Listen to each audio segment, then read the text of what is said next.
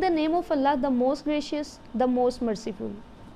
If you read the Quran, you will find that it deals with all of the subjects related to human being. But the basic theme of the Quran is the creation plan of God.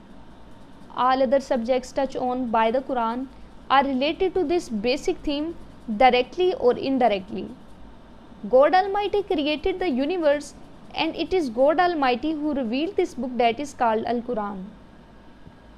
The primary purpose of the Quran is to reveal that divine plan according to which the world was created and people were settled in it. Now this theme which is central to the Quran is thus described in the Surah Mulk, the verse number 2. He created death and life so that he might test you and find out which one of you is best in conduct. Here the word life and death refers to the two different periods of humanity. The word life represents the pre-death period and the word death represents the post-death period. Almighty Allah created man as an eternal being, but he divided his life into two periods, the before-death period and post-death period. This before-death period is very short, about 100 years, but the post-death period has no such limitation. It will continue for all eternity.